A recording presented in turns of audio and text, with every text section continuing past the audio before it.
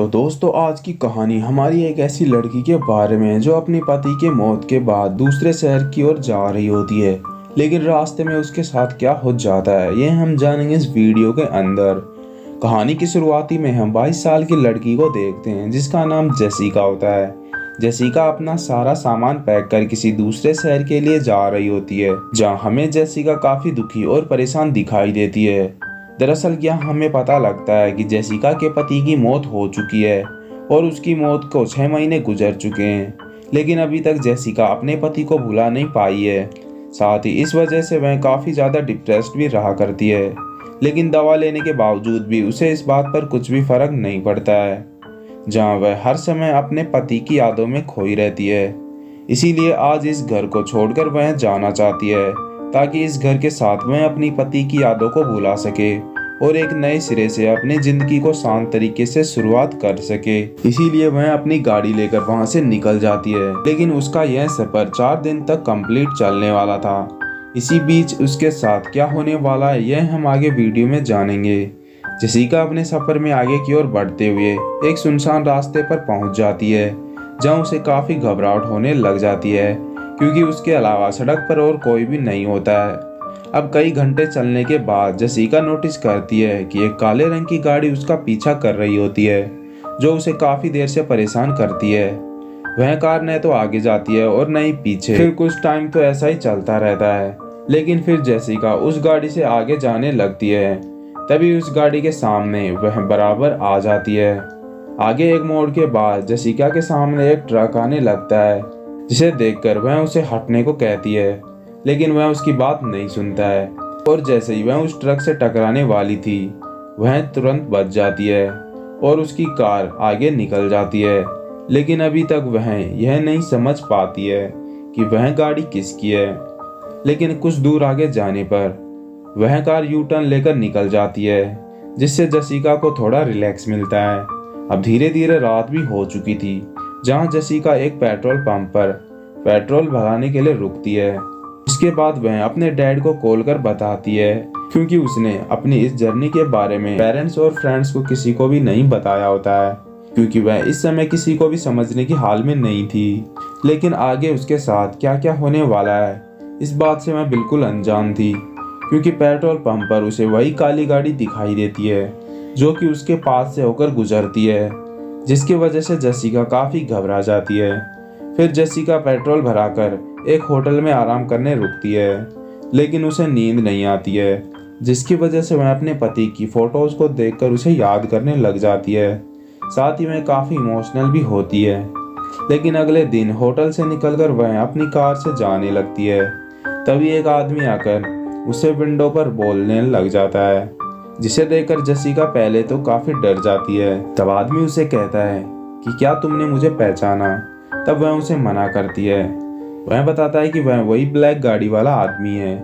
दरअसल वह उस समय फोन पर बात कर रहा था। इस वजह से जेसिका काफी परेशान हो गई थी और वह उससे सॉरी कहकर वहां से चला जाता है। जिसके बाद जेसिका आगे की ओर बढ़ती है, लेकिन कुछ दूर आगे जाने के बाद जेसिका अपने सामने उसी काले रंग की गाड़ी को देखती है, जिसे देखकर वह और भी ज्यादा घबरा जाती है।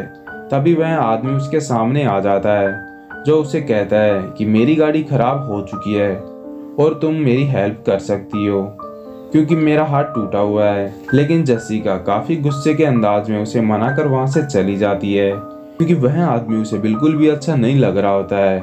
अब पूरा दिन सफर करने के बाद जेसिका काफी थक चुकी थी। तब वह एक गेस्ट हाउस के बाहर सिगरेट पी रही होती है। तभी एक बार फिर वह कार उसे दिखाई देती है, जिसके बाद वह और भी ज्यादा घबरा जाती है। वह अपनी कार में बैठकर वहां से जाने लगती है। अभी वह आदमी उसके पास आकर उसे डांटने लगता है कि तुम इतने टाइम से मेरा पीछा क्यों कर रही हो, क्योंकि अभी तुम मुझे अपनी गाड़ी से उड़ाने वाली थी। यह सुनते ही जेसिका वहां से अपनी गाड़ी लेकर चली जाती है। रात का टाइम था और जेसिका सुनसान सड़क पर अकेली गाड़ी से ड्राइव करते हुए जा रही थी। लेकिन आज उसकी किस्मत कुछ ज्यादा ही खराब थी, क्योंकि कुछ दूर जाने पर उसकी गाड़ी का टायर भी पंचर हो जाता है।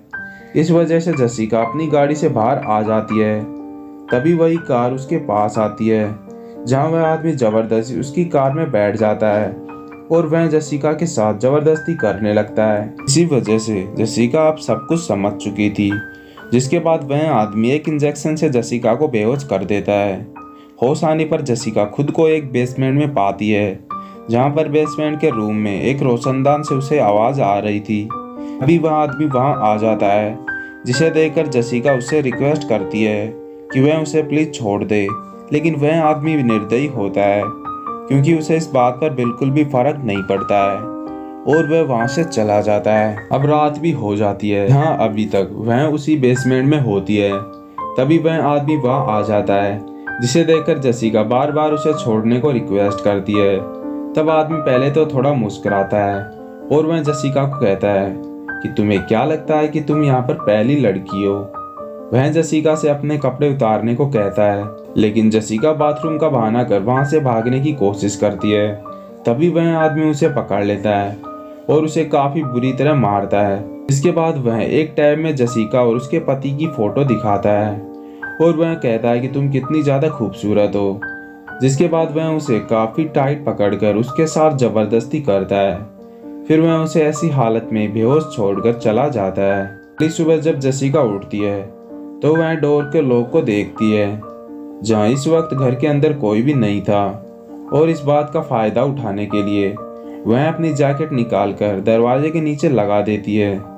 वह ज़ोर ज़ोर से दरवाजे को मारती है, जिसकी वजह से डोर की की उसके ऊपर गिर जाती है और वह दरवाजे का लॉक खोलकर बाहर निकल आती है। ऊपर आने पर वह देखती है कि वह आदमी वापस आ रहा होता है, इसीलिए वह दरवाजे के पीछे जाकर छुप जाती है।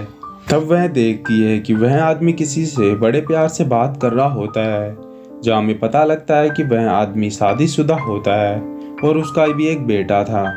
दरअसल वह आदमी अपनी बिजनेस ट्रिप के बहाने यहाँ पर आया करता है और ना जाने कितनी लड़कियों के साथ ऐसा किया करता है। यह सब जानने के बाद जेसिका मौका देखते ही वहाँ से भागना शुरू कर देती है, लेकिन उसकी आवाज़ सुनकर वह आदमी उसे देख लेता है और वह भी उसका पीछा करता है। जेसिका पूरी ताकत से वहाँ से सुनसान जंगल की ओर भागती है, लेकिन एक जगह जाकर उसके पैर में एक लकड़ी घुस जाती है, जिस वजह से वह उस लकड़ी को बाहर निकालने लग जाती है। लेकिन अब वह आदमी उसका पीछा करता हुआ काफ़ी पास आ चुका था। तभी जेसिका के सामने काफ़ी भयानक नदी आ जाती है, जिसे देखकर वह काफ़ी ज़्यादा घबरा जाती है, क्योंकि नदी का बहाव इतना ज़्यादा था कि उसमें गिरकर बच पाना नामुमकिन था। लेकिन उसके अलावा उसके पास और कोई ऑप्शन भी नहीं होता है। वह उस आदमी से बचने के लिए पानी के अंदर कूद जाती है, जहाँ वह किसी तरह तैरते हुए एक किनारे पर पहुँचती है और वह अब और भी ज़्यादा थक चुकी थी। तभी उसे एक हलचल सुनाई देती है, जहाँ वह एक बूढ़े आदमी को देखती है जो कि शिकार करने के लिए जंगल में आया होता है। जेसिका उस आदमी से हेल्प के लिए रिक्वेस्ट करती है। वह आदमी को बताती है कि कोई उसे मारना चाहता है। तभी वह उसे रिलैक्स कर अपने साथ ले जाता है। साथ ही वह उसके फ़ोन से कॉल करने की कोशिश करती है, लेकिन उसका फ़ोन टूटा होता है। वह आदमी उसे अपनी गाड़ी में बैठाकर वहाँ से ले जाने लगता है। वह उसे कुछ खाने को भी देता है, जिसकी वजह से वह काफ़ी रिलैक्स होती है। आगे जाने पर वे देखते हैं कि उनके सामने एक टूटा हुआ पेड़ गिरा होता है, जिसकी वजह से वे अपनी कार से बाहर आ जाते हैं और उस पेड़ को हटाने की कोशिश करते हैं। लेकिन तभी जेसिका देखती है कि वही काली कार उनके पास आ चुकी है, जिसे देखकर वह उस आदमी को बताती है कि यह वही आदमी है जो उसे मारना चाहता है। लेकिन सैम उस आदमी को आकर बताता है कि यह मेरी बहन है और ये मेंटली बीमार होने के कारण बार बार ऐसा ही किया करती है, इसीलिए तुम इसे मेरे हवाले कर दो। आदमी उसकी बातों में आकर जेसिका को उसके हवाले कर देता है, जिसके बाद वह आदमी जेसिका को ज़बरदस्ती पकड़ लेता है। लेकिन जेसिका की ऐसी हालत देखकर आदमी समझ जाता है कि कुछ ना कुछ गड़बड़ जरूर है। वह आदमी को गन तान कर जेसिका को छोड़ने को कहता है, जिस पर वे एक दूसरे से लड़ने लगते हैं। तभी जेसिका जंगल की ओर भाग जाती है। तभी सैम उस बूढ़े आदमी को उसकी गन से शूट कर मार डालता है, जिसके बाद अब रात भी हो चुकी थी, लेकिन वह अभी तक जेसिका का पीछा करने लगता है। जेसिका एक चट्टान के पास आकर छुप जाती है, लेकिन वह आदमी काफी टाइम तक उसे ढूंढ रहा होता है। इस वजह से वह किसी तरह उसे देख लेता है और वह एक गन से उसे शूट करता है, जिसकी वजह से एक गोली जेसिका के कान में लग जाती है और उसका कान नीचे गिर जाता है। लेकिन वह किसी तरह खुद को बचाते हुए एक पेड़ के पीछे छुप जाती है। अब आदमी काफी देर तक उसे ढूंढने के बाद भी जसिका उसे कहीं भी नहीं मिलती है। इस वजह से वह जसिका को मरा हुआ समझकर वहां से चला जाता है। अगली सुबह जसिका वहां से जाने लगती है तो वह देखती है कि वह आदमी उस बूढ़े आदमी की लाश को गड्ढे में दफना रहा होता है। इस बात का फायदा उठाकर जसिका उसकी कार में चली जाती है, जहां वह उसका फोन उठाकर पुलिस को कॉल कर बताती है कि उसे हेल्प की जरूरत है। लेकिन तभी वह आदमी अपनी कार की ओर आ रहा होता है। यह देखकर जसिका उसकी कार के अंदर ही छुप जाती है और वह पुलिस को अपनी लोकेशन भी भेज देती है और वह उस आदमी को एक रोड से अटैक करती है, जिस वजह से कार का बैलेंस बिगड़ जाता है और वह पलट जाती है। जसिका पूरी तरह कीचड़ में हो चुकी थी और वह उस आदमी का फोन लेकर उसकी वाइफ को कॉल कर बताती है, जहां वह कैसे उसका पति बिजनेस ट्रिप के बहाने लड़कियों को किडनैप कर उसके साथ क्या क्या करता है। तभी वह आदमी वहां आ जाता है तो यह जानकर काफी ज्यादा गुस्से में होता है और वे एक दूसरे से लड़ने लगते हैं।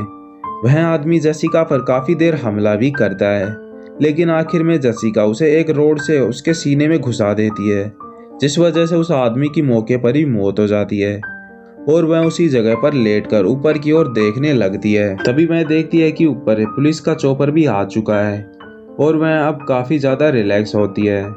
एंडली यह कहानी यहीं पर समाप्त हो जाती है। तो दोस्तों, कैसे एक लड़की अपनी लाइफ में पहले काफी प्रॉब्लम्स होने के बावजूद भी उसकी लाइफ और ज्यादा खराब हो जाती है और इतना बुरा होने के बावजूद वह हिम्मत ना हारते हुए उसका डटकर सामना करती है। तो दोस्तों, कहानी के बारे में अपनी कमेंट जरूर बताएं एंड वीडियो को लाइक करना ना भूलें। हम मिलेंगे आपसे एक और नई वीडियो में।